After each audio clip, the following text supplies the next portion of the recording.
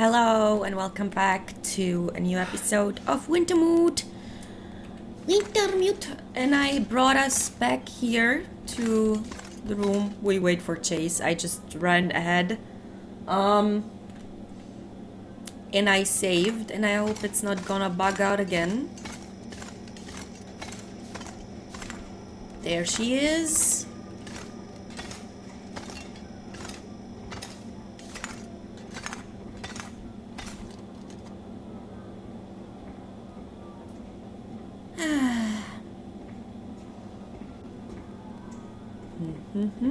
Take some time. So yeah, we have to listen to the whole conversation again. But I really hope it doesn't bug out again.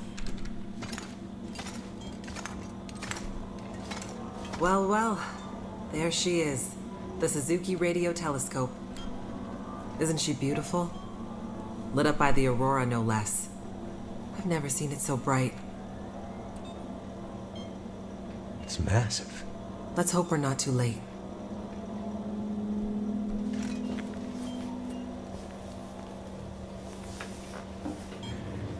Okay, time to get this party started. There's a fair bit of interference. Keyboard is glitching a bit. Can't be helped, we're way past long shots at this point. Loading the program.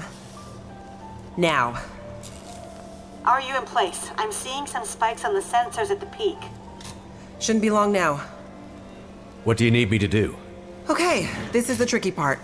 I'm gonna have to run the program and update the code in real time to modulate for the aberrant magnetic field and... Jace. So I'll be busy focusing on that. Meanwhile, once the telescope grabs a signal, we'll need to follow the source. The new data will help flush the buffers, and the data in the buffers will get pushed to Dr. Atwood's workstation for processing. It's an archaic system, but best I could do with 30-year-old technology. I'm still not clear on what you need me to do. You're a pilot, right? Yep. Know how to adjust your heading to follow a radar beacon? Yeah, I have a pretty good idea. Same principle. Grab the big metal wheels at the base of each leg of the telescope sensor assembly. You'll see a bunch of numbers around the edge. When my program outputs specific bearings, I'll shout them to you. And then you have to find a way to match those bearings as quickly as you can. Sounds easy enough. The timing has to be perfect. Got it. Like, exactly perfect. I hear you loud and clear. Did you say you got here after crashing your plane? Don't start. Get ready. I'm seeing some power spikes. Something big. It's happening.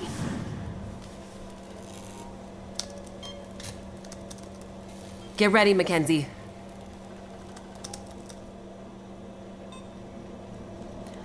All right, I will try if I can save it again. I will save it here. Okay, so.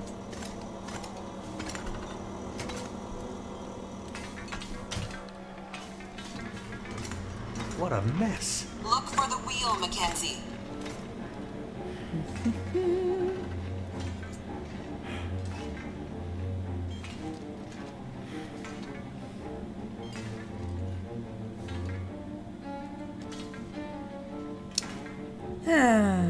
By the way, I took off most of my stuff because I don't think I need it here. So, okay, I need to listen. Here we go. 141 degrees. 141, okay. I go down, shit.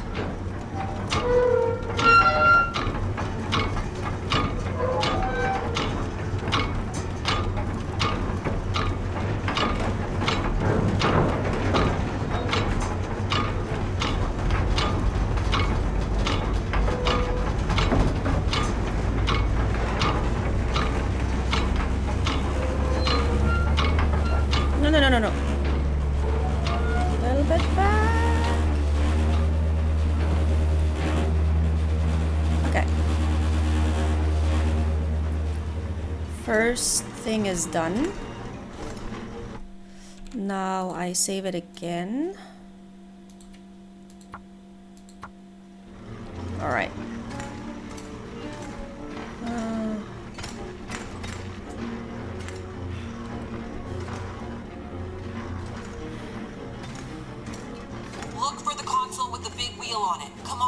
Mackenzie. How am I supposed to find anything down here? There's gotta be a way through here.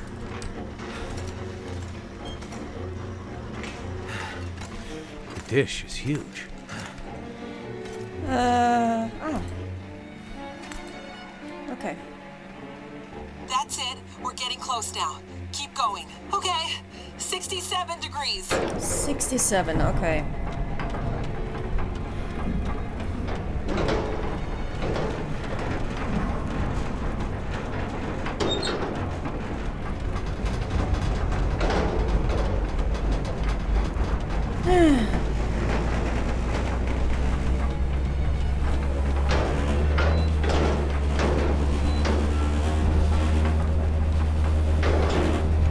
Okay. Jace? Everything okay over there? Don't worry. Keep going. Last bearing incoming. Come on, you sweet, sweet program. Don't let me down.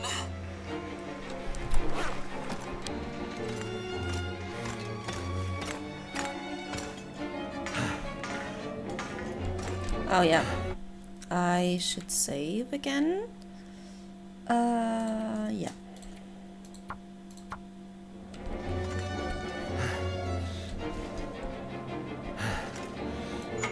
Yeah, we have time. Is it food or... Why not? So, okay. 156, Mackenzie. Get to 156 before the whole thing blows. 156, okay.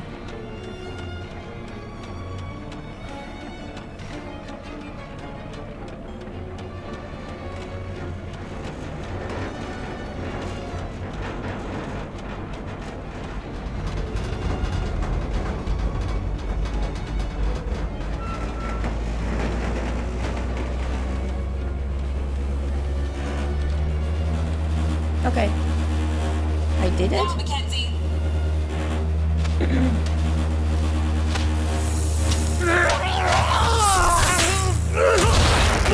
Mackenzie!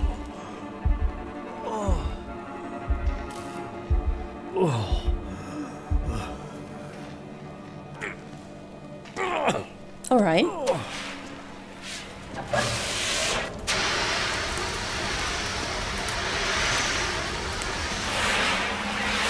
The program? She did the most any program can hope to do. Her job. Now let's hope Dr. Atwood got what she needed. Because this gear is toast.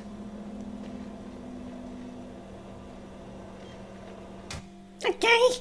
That was stressful. It's coming now. All the data just flooding out of the buffers. It worked. God damn it, it worked. Oh, thank goodness. I'd hate to have to restart my PhD. You did brilliant work, my girl. Absolutely brilliant. We just need to keep the data flow. Ensure it comes in a continuous flow, uninterrupted. How long before the data is ready for analysis? These are old systems, and it takes a while for them to crunch through the numbers. It'll be hours before we'll... Well, shit.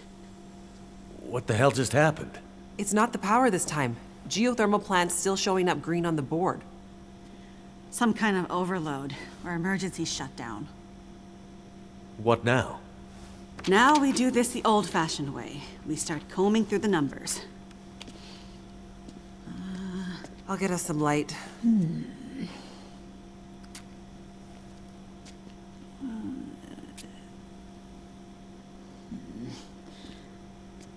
Do you see anything that would indicate the level of K-index we might expect to... Shush, girl.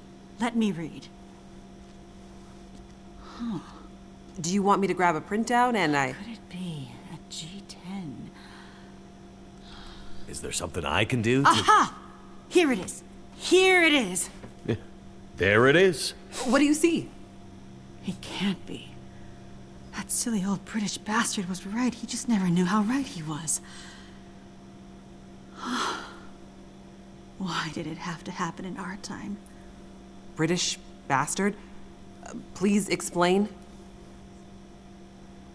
For you to fully understand would take more time than we have. I'd have to go back more than 150 years. I like a good story. I think we deserve some answers. Very well. In 1865, a British scientist and naval officer was tasked with supporting the research of a scientific team, seeking to create a kind of communication that could travel over the air. The Admiralty felt that dependence on the telegraph was holding them back.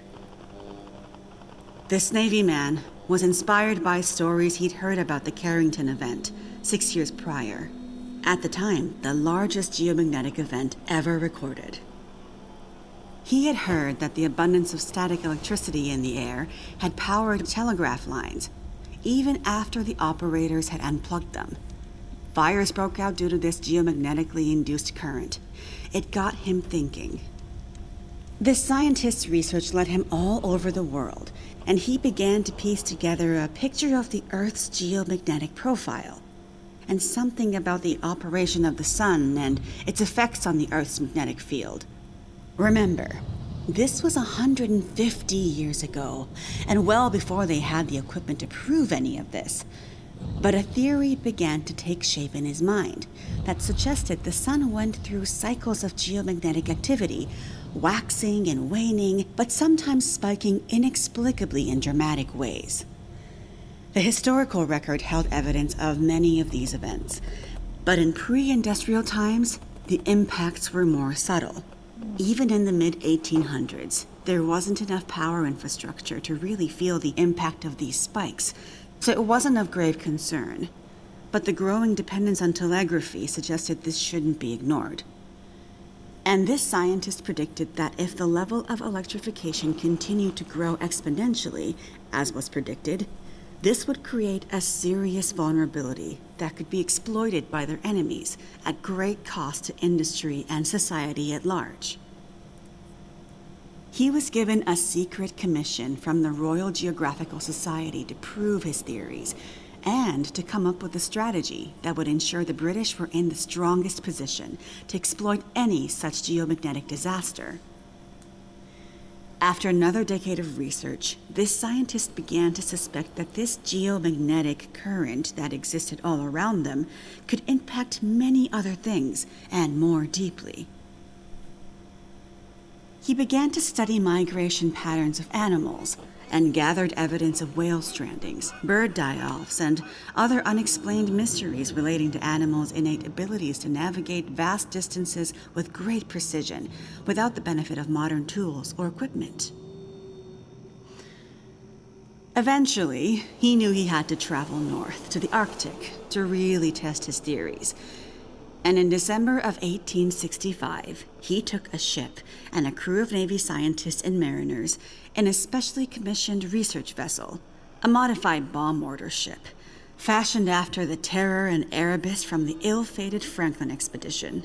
His ship was named the HMS In Tenebris, and he took it and a crew far above the Arctic Circle, along with an array of unique recording equipments he had crafted himself, with the hope of collecting data to support his theories. This scientist and Navy man was Captain Edmund Wintermute. The word in Mackenzie's secret message. It was a person's name. Wintermute's mission was to collect data near the Arctic Circle, and he and his crew were also tasked with the goal of resupplying a small Navy research outpost that had been set up as part of Wintermute's program the year before. Some of the crew on Wintermute's ship was designated as relief for the outpost crew, and Wintermute was meant to bring the replaced men home to their families. A few days away from the Arctic Circle and 2 days from their destination, Wintermute recorded increasingly active aurora and other geomagnetic activity around the ship, including St. Elmo's fire. But he also noticed something else. As evidenced by their journals, many of the crew were having trouble sleeping, with some experiencing full-blown insomnia that worsened as they traveled further north. Some were also beginning to forget things, their journal entries occasionally slipping into childlike language or outright gibberish. 2 days out from their destination, the night watch rang the ship's bell to announce a man had gone overboard. The man, an experienced mariner, had been observed to simply walk off the deck of the ship. By all rights, a calm and dependable sailor. This event shook the crew's morale. Wintermute did his best to keep them focused, but he was still inexperienced as a ship's captain, always more the scientist than sailor or Navy man, and he could tell the men were increasingly becoming anxious, even distrustful. Walked off the ship and straight into the water. Exactly, but things got even stranger after that. When they arrived at their destination, a small island surrounded by sea ice, they found the Navy observation camp that Wintermute had set up the year before completely abandoned. The shelters were mostly destroyed, the relentless Arctic winds having shredded their canvas.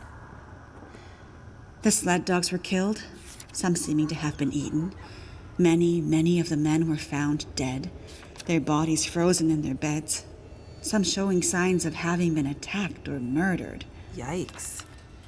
Keep in mind, the Franklin expedition was still fresh in the public imagination during this time, including all the rumors of cannibalism.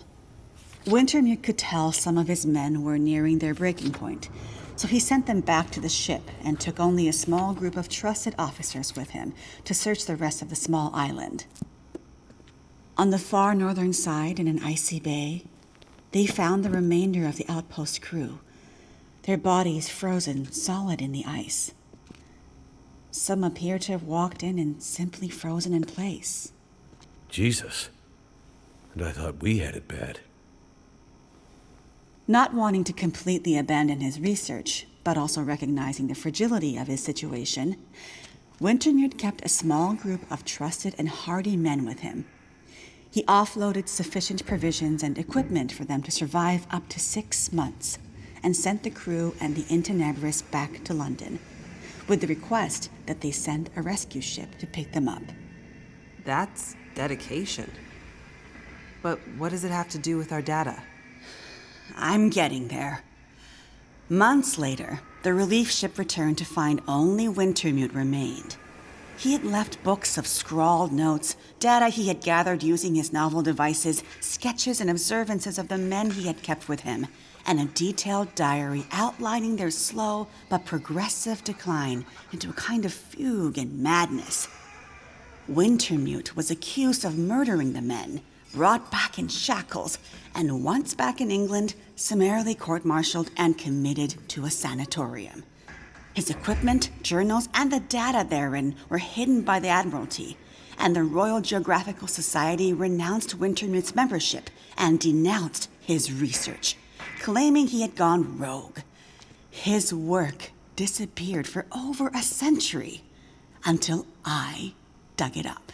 Why haven't we ever heard this story before? Exactly the question you should be asking. I had encountered odd and inexplicable references to his research, but always leading to dead ends. I finally managed to get my hands, through no small feat of my own canny research and a dogged determination, I might add, on a few of his earlier papers. It wasn't easy, believe me. A woman, let alone a woman who isn't white, had to work 10 times harder to get access to this material, but I managed to do it. I spent the next 20 years piecing it together, tracing the fingerprints of Wintermute's theory, collecting his data, analyzing, and then adding to his research with research of my own using increasingly modern equipment. And the more I dug, the more data I collected, the more worried I became.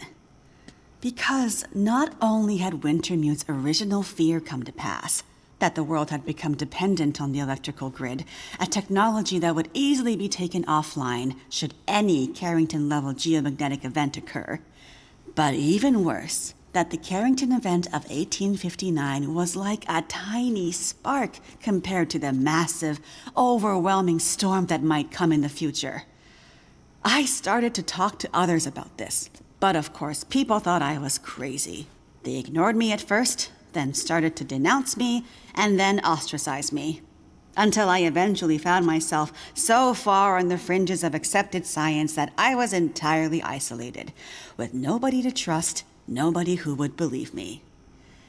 I lost my job, my marriage failed, all my academic credentials were thrown into question. Ah, this explains something about your reputation, Dr. Atwood. Nobody would believe me, except for John, who you met as Jeremiah, Mr. Mackenzie. He was a young corporal in the Canadian military when I first met him. Handsome, as I recall. It's a long story on top of an already long story, so I won't tell it all here. But the important thing was he was stationed at a radar observation post along the Dew Line, far north, and started to observe some strange things of his own. He followed the trail, which eventually led him to me. And when we got together, there were sparks, I tell you. To be believed by someone, it was like a drug. We worked to uncover more data, and he kept his eyes and ears open, using his military connections to gather more information carefully. And he moved up the ranks, but always stayed under the radar, putting his career aspirations aside to ensure he could stay close to the facilities we needed access to. But it was never going to last. At one point, he was caught accessing some classified data shared with our NATO allies, and they thought he was spying for the Russians, so they put him in military prison. And we lost touch. Years later, he actually found me here, at the radio telescope. He was a changed man. His fire was gone. They'd somehow broken him. He said he still believed, but he couldn't be part of this journey. And that's the last time I saw him. That was more than 20 years ago. I can't believe he's still alive. And on Great Bear, no less. You can't possibly believe that's some kind of coincidence. Jeremiah being here? What are you suggesting? Isn't it obvious? He stayed here for you, to be close to you, to keep watch. He's been here ever since, close by, in case you might need him. And as soon as he saw the aurora and what it could do, he knew. He saw the signs. When I met him, he was nearly killed by a bear, and when I left him, he was still not much more than half alive. Otherwise, I'm sure he would have come here himself. But he sent me to warn you. He made me promise. And he knew by then what that promise would mean. He sent you in his place. And it's a good thing he did, because now we have the final piece. This is the answer we've been looking for all these years. Do we finally have it? I think we do, dear. I'm not following. All my research here, and Jace's since she joined me, has been to try to anticipate, to get ahead. Ahead of what? The next big Carrington-level event. The thing Wintermute spent his life also searching for. And others, lesser scientists, industrialists, crackpots, even here on Great Bear. The island's unique geologic strata and northern latitude created a perfect test bed for geomagnetic research. Even a few decades ago, a German industrialist named Rudiger. But that's not important. Dr. Atwood, do we know the terminus? We do, my dear. And when is it coming? Do we have time to prepare? No, dear. It's already too late. It's already started. What does that mean? It means we're in a new geomagnetic normal. What you've seen so far is really just the beginning. Things will get much worse from here on out. But how long will it last? Carrington was over in a few days, weeks at most. Oh, this is much bigger than Carrington. How long, Doctor? I hesitate to say. With the data I have, I can only offer a vague range. 40 to 400. Hours? Days? Years. Wintermute tried to warn us 150 years ago, but nobody listened. And now we're at the very beginning of a geomagnetic storm, a disaster of such proportion we've not seen its like in recorded history. The power grid is down.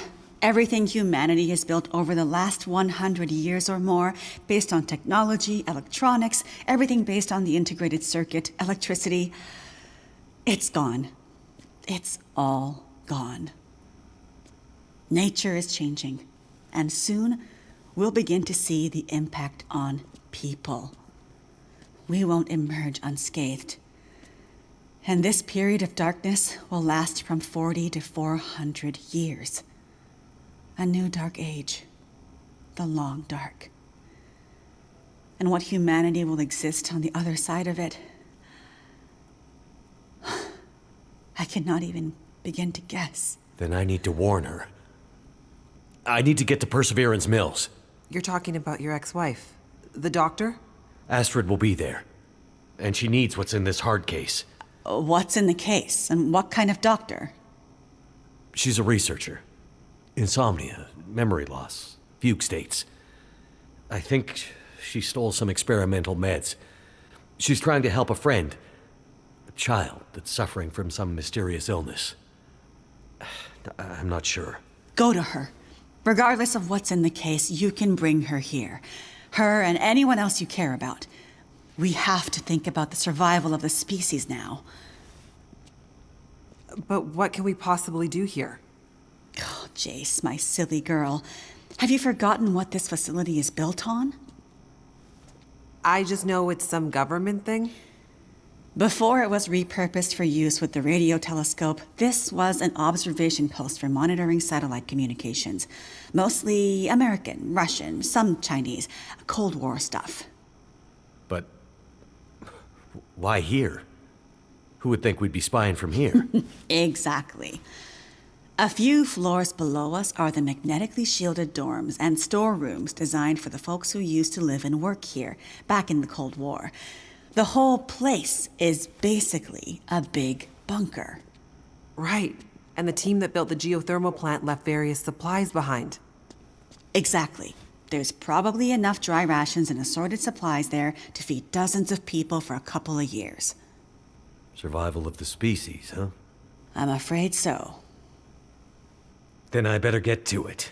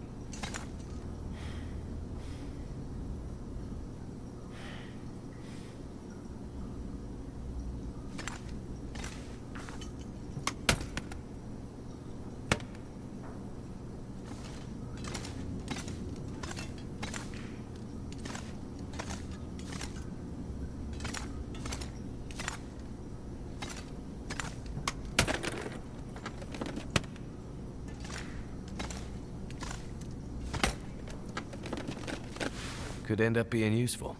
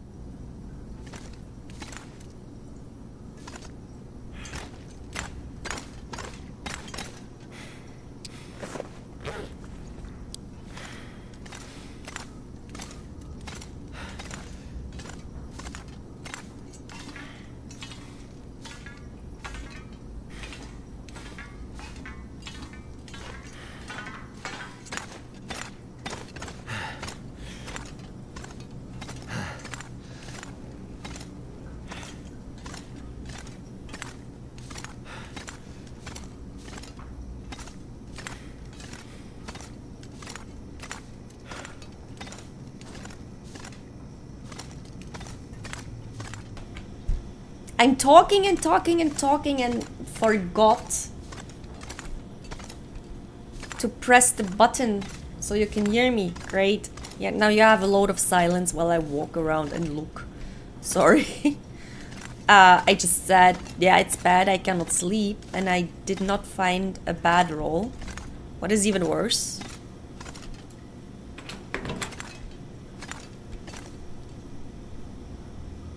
Searched. I did search everything. There was no... Should I take the noisemaker this...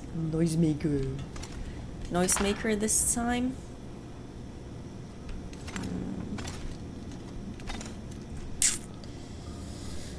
Okay, you know what? I have cold beans lying around here. I will eat them. That's annoying. Ugh. Okay, let's see. I will take the accelerant. I will take this. I will take this. I definitely will take 4. I take this. Who knows? I will take this. Tinder I need. I will take the lamp.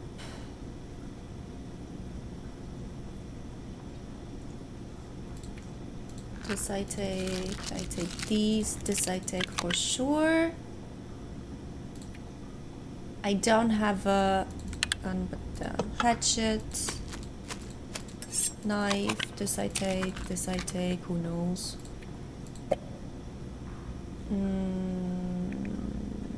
I take these. Pry bar. These I take. This I don't care. Okay, yeah, I need food. And I have this, okay. Oh, I really need to take care of this.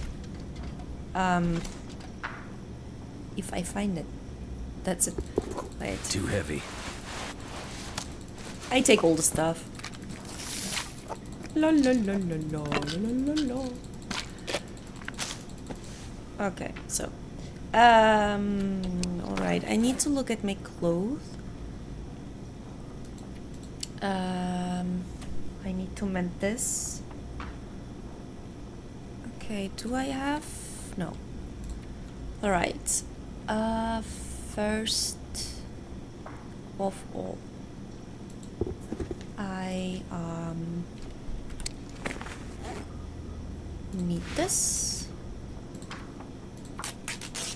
I'm so tired and I cannot sleep here. That's really annoying.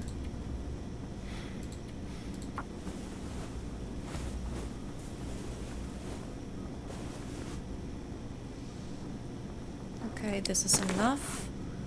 I repair these.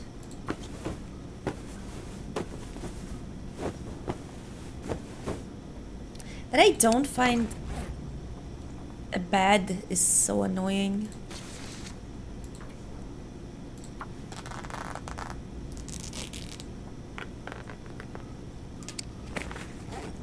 Okay. I repair the shoes. I'm so tired. Yeah. I know, but we need to prepare. Shall I... Yeah, I just put the stuff there. Okay. I will leave the books. Medication. Oh, goodness.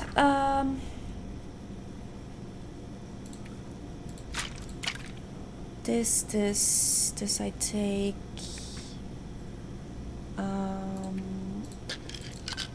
I leave these. I leave these. I leave these. I leave these. Then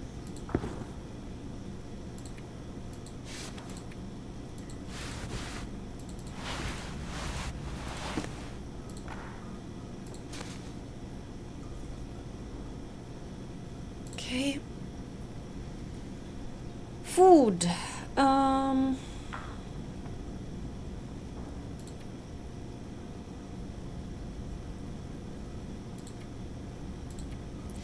So I want to repair this, and I had a thing, but I don't know where it is. So I leave this. Nope. No. Empty. Hatchet.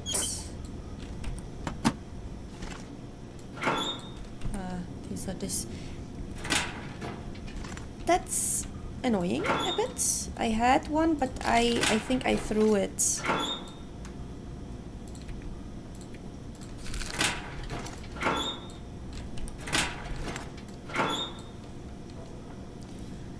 Okay, bandages I have.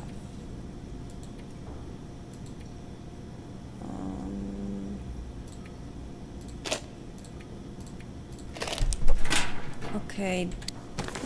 Anything else? Oh, the torch I don't need.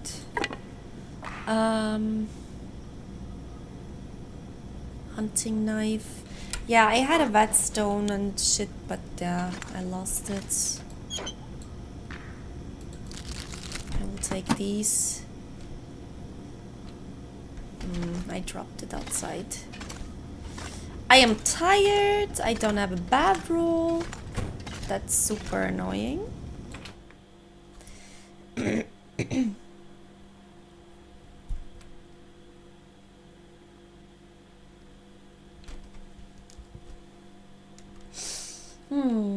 That's not good.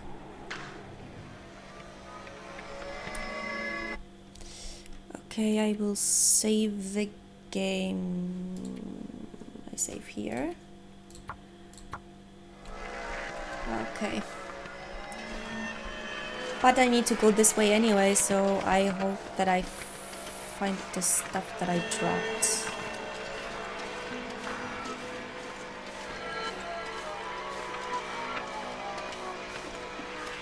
So, only for your information, I looked up Captain Adamant Wintermute. This person did not exist. It's an invention of the story writer, game developers, whatever. But the story of the Terror and the Erebus is true. So you should look it up. It's pretty frightening and super interesting.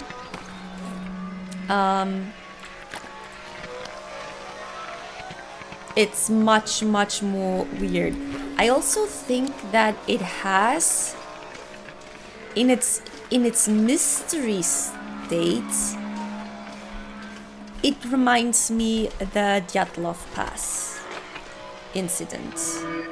Oh, I need to go there. Oh great, I cannot get the stuff. Okay. So I cannot use the pistol because the pistol is nearly broken. I had no time to repair it. I'm too tired to do anything. I'm really slow. I'm sorry. So yeah, because if you are not familiar with the Dyatlov Pass mystery, it's about some hiking groups, one group of young people that were all very well versed in professional hiking. They did it a lot. It was a Russian group, as far as I know. And they went missing. And only one of them survived before he went away, before the incidents. They found the young people, the bodies scattered around the campsite. The campsite itself was under snow. And yeah, I will not go into too much detail, but